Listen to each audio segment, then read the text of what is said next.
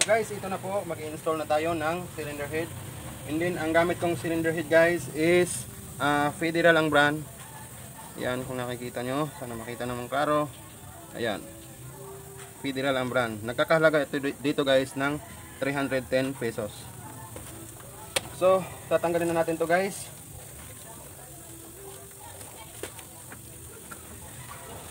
Ayan, tinakpan ko lang ng malinis na sako para of course hindi marumihan ang loob ng block ng makina. So, bugahan ko lang siya, konti ng hangin guys. Para paniguran talaga na walang dumi. And then pupunasan ko muna ng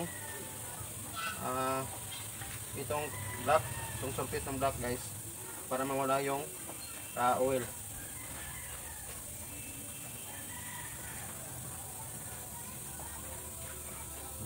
So ayan, okay na to. And then tatanggalin na natin tong ating cylinder head gasket.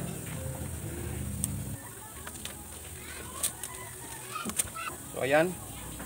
So sa pagkakabit ng cylinder head gasket guys is, gaya ng sabi ko sa previous video, is ilalagay ko na ito diretso, hindi ko na siya lalagyan ng anumang gasket maker. So dito ko ikakabit ang cylinder head gasket sa cylinder head kasi nandito kasi yung dowel nya. So matigas kasi siya, ayaw mahugot. Kaya dito ko na lang siya ikakabit.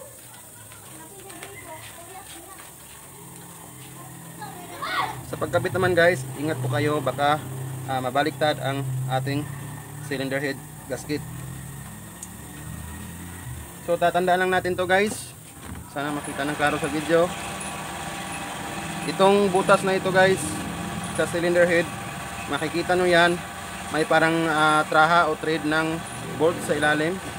So dito nyo siya itatapat sa cylinder head gasket na may metal yung butas nya. So ayan, importante na hindi ito magkabaliktad guys, para yung pump ng oil didiretso sa ibabaw ng cylinder head para ilubricate niya yung mga cams and rocker arms, lahat ng mga moving parts sa itaas guys, dapat malubricate. So importante na hindi natin ito ibaliktad. Kagaya niyan guys, binaliktad ko. Ayan, binaliktad ko siya guys. So wala nang butas dito. So may maraming case na ganito ang issue guys, na bagong overhaul guys, and then bakit maingay yung makina. So ito yung naging problema. So ganyan siya dapat guys. So ganyan. Ayan. So kakabit ko na to guys. Hindi na natin to lalagyan pa ng anumang chichi-burichi na gasket maker o anumang, o ang iba nilalagyan nila ng grasa. Hindi na guys. Ako guys is diretso na, ilalagay ko na diretso yung cylinder head gasket guys.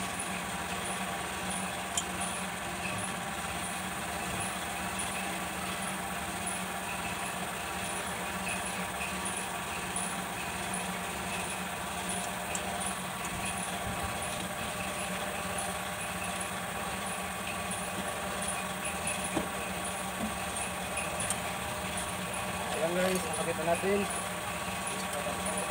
So pagpasensyahan nyo na guys, medyo maingay kasi umaandar yung compressor ng palabas. So ito guys, tapos ko na itong nalinisan and then nabugahan ng hangin. So dito na natin ito ikabit.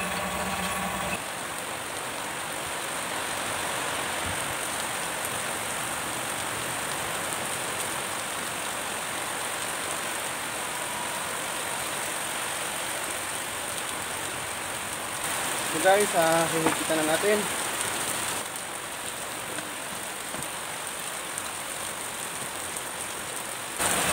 So ito yung gamit ko guys, napakalaki, napakataas na 4-inch.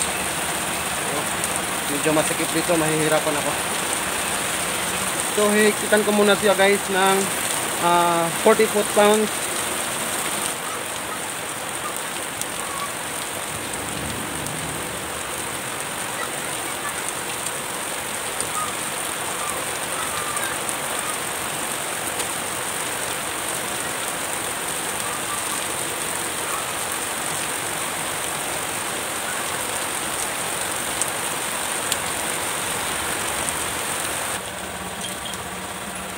So guys, after natin higpitan ng 50 foot-pounds, susubukan ko na higpitan gamit ang aking feeling gauge, itong kamay ko guys.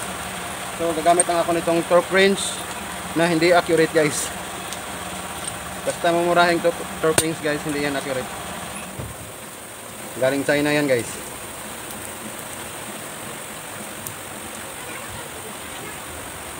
So yan. Sana makita ng klaro sa video. Tataas ko lang muna yung video. Ayan. Itatry natin guys na higpitan gamit ang feeling gauge ko, itong kamay ko, kung may ihihigpit pa yung ginagawa nating 50 foot-pounds na paghigpit dito sa cylinder head bolt. Kasi guys, ang sikreto ko lang dito guys, para hindi basta-basta puputok at hindi basta-basta mag-overhead ang makinang ito, is sinasagad ko talaga siya sa paghigpit. Kumbaga kung ano yung kaya ng bolt, sinasagad ko siya. Hindi ko na sinusunod yung tawag nito, yung proper na higpit ng cylinder head bolt na ito. Kasi nga guys, based sa experience ko guys, ang materialis kasi na ginagamit natin sa cylinder head gasket is replacement na siya guys. So iba talaga yung materialis na galing pa sa Japan, yung galing pa talaga sa Japan, yung original pa talaga. So iba yon compare dito sa replacement. And then dito din sa atin sa Pilipinas guys, napupwersa ang makina kasi nga iba naman yung pagkakarga natin compare doon sa Japan, kasi sumusunod sila kung ano yung capacity ng sasakyan nila. So kaya hindi basta-basta nasisira ang kanilang sasakyan. Sa atin kasi guys is more on overload kasi yung kinakarga natin sa ating sasakyan. Kaya ang ginagawa ko para makompensate yun ng makina, hindi basta-basta bibigay yung makina, is binibigay ko yung pinaka mahigpit na kayang saluin ng cylinder head bolt nang hindi siya nababali. So kumbaga guys, natatansya ko na siya.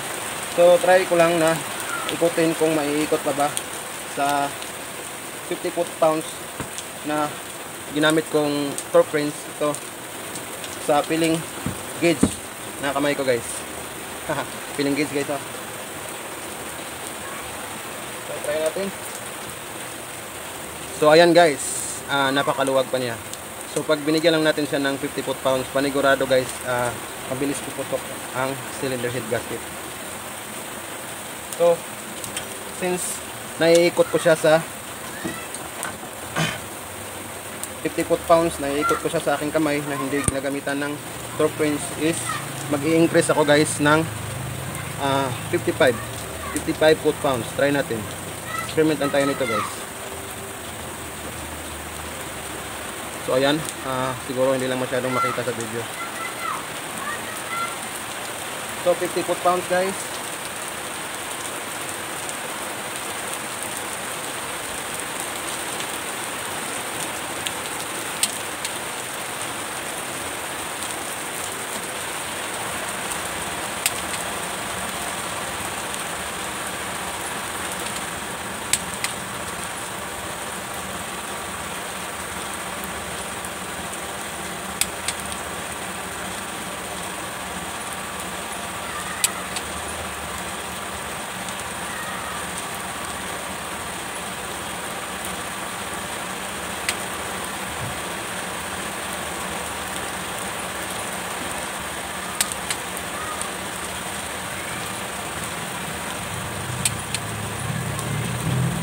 So ayan guys, nahigpitan natin ng 55 foot-pounds, and then try ko ulit na higpitan gamit na naman ang aking feeling gauge kung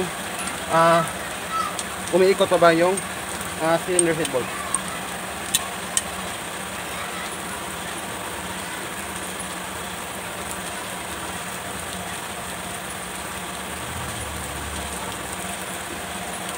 So guys, nakikita nyo, sana makita nyo ng klaro sa video, is kaya ko pa siyang ikutin, malambot pa siya sa 55 foot-pounds. So try natin 60 foot-pounds.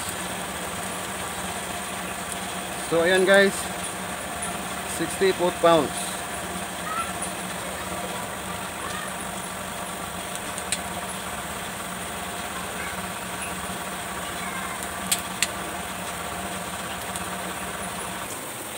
So nahigpitan na natin ng 50 foot-pounds, and then try ko ulit nahigpitan na walang footprints gamit ang aking pakiramdam.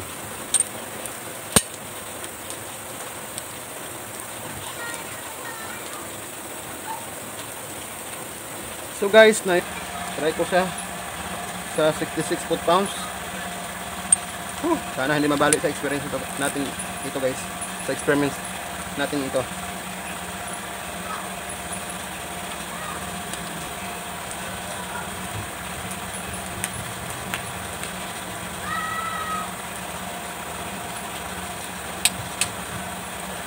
Wow guys, kaya pa niyang i-handle ang 66 foot-pounds.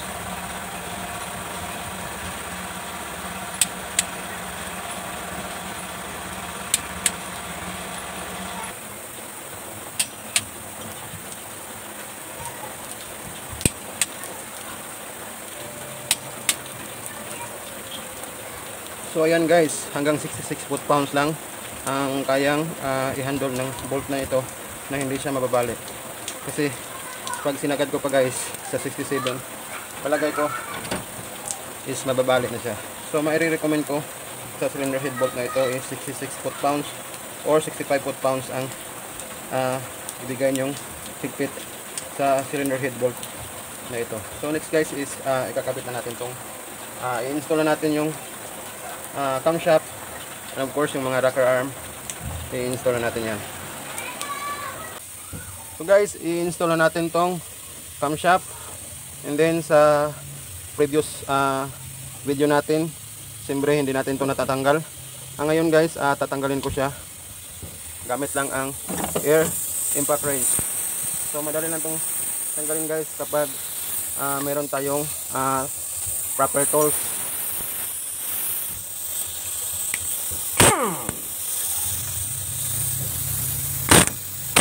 So ayan guys, natatanggal ko na. So kaya hindi ko to tinanggal doon guys kasi nga sobrang sikip. So ayan, natatanggal ko na. So ikakabit na natin to doon sa cylinder head. So guys, so sa previous video natin guys, dito na natin mapapakinabangan yung sinasabi ko sa inyo guys na tutuldukan dito. So hahanapin lang natin yun, iikutin natin at hindi na tayo mahihirapang i-timing ito dito kasi nilagyan na natin ng palatandaan dito. So hindi na tayo lalagay dito ng salamin sa harap para lang makita natin ang timing. So iikutin ko lang ang pulley guys. Yan, makikita nyo yan yung tuldok.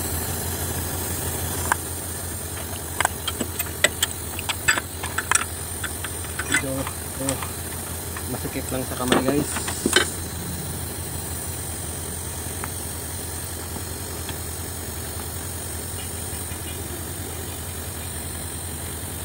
So ayan guys, nakikita nyo sa video, ayan, nakatapat na yung tuldok na sinasabi ko sa inyo sa previous video. So pwede na natin itong i-timing, kabit ang timing belt. So ngayon guys, ito namang pulley ng crankshaft ang ita-timing natin. So kung nakikita nyo itong dot na ito o itong tuldok na ito is dito nyo po siya itatapat. Ito po yung timing mark nya. Ito, tatapat nyo yan, dalawa. So ikutin ko na lang muna guys.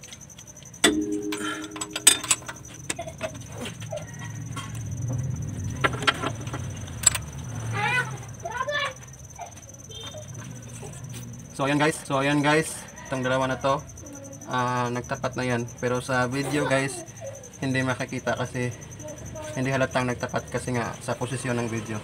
So ipapakita ko lang ng maayos sa video, kukunin ko lang yung camera guys. So ayan guys, tingnan natin kung talaga bang nagtatapat yan. Pakita ko lang sa inyo ng para sa video. So ayan guys, nagtapat na yung dalawa na yan. Ayan. So pwede na natin ikabit ang timing belt. So ayan guys, binabalik ko sa dating posisyon ng camera. Kung nakikita nyo is parang hindi siya tapat dito kasi nga sa posisyon ng camera, kasi nasa gilid yung camera natin. So ilalagay na natin tong timing belt guys.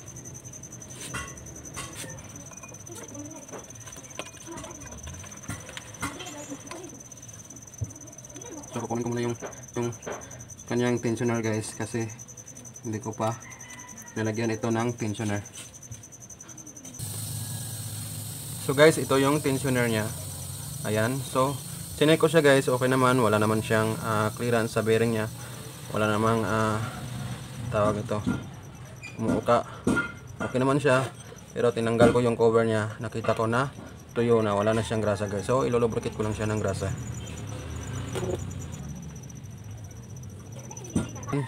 And then balik na natin ang cover.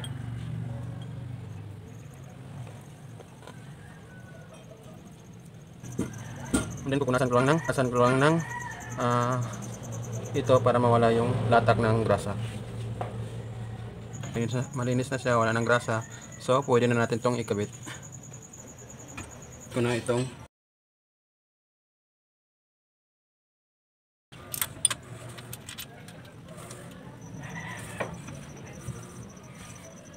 din itong spring nya guys.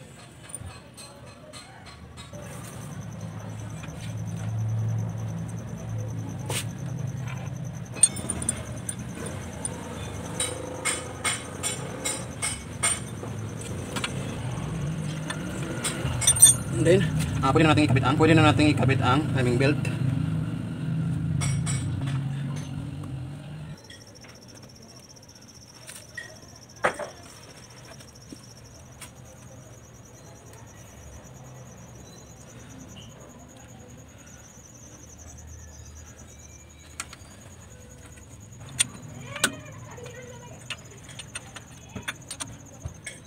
So ayan guys, nakakabit na natin. So higpitan lang natin tong tensioner. So ang diskarte ko nito guys sa pag-higpit ng tensioner is dapat yung sakto lang, hindi yung sobrang higpit, kasi hindi rin nakakabuti sa makina pag sobrang higpit ng timing belt. Lalong lalo na ito is camshaft lang naman ang pinadala niya, wala naman siyang injection pump tulad ng mga diesel na timing belt na may injection pump. So ito camshaft lang, at saka yung mga tawag ito spring nya is hindi naman gaanong katigasan, kaya okay lang na yung hindi masyadong mahigpit.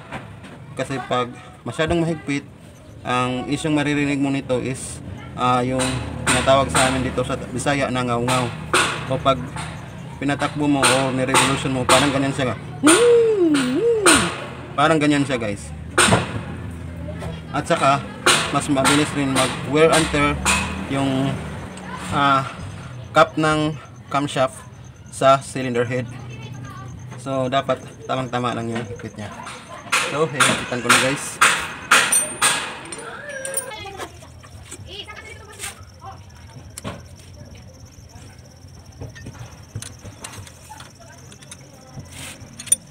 So check ko lang.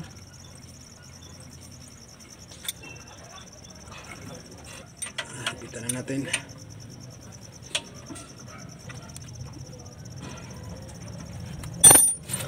So ayan guys, tapos na tayong magkabit ng timing belt. So i-double check lang natin ang kanyang timing. So ipapakita ko lang sa inyo sa video. Ito is nakatapat na siya dito. So ayan, nakatapat na yan. Pipilitin kong pakita sa inyo ito. Ayan, nakatapat na yung tuldok. So titingnan naman natin doon sa huli ng camshaft kung nakatapat ba.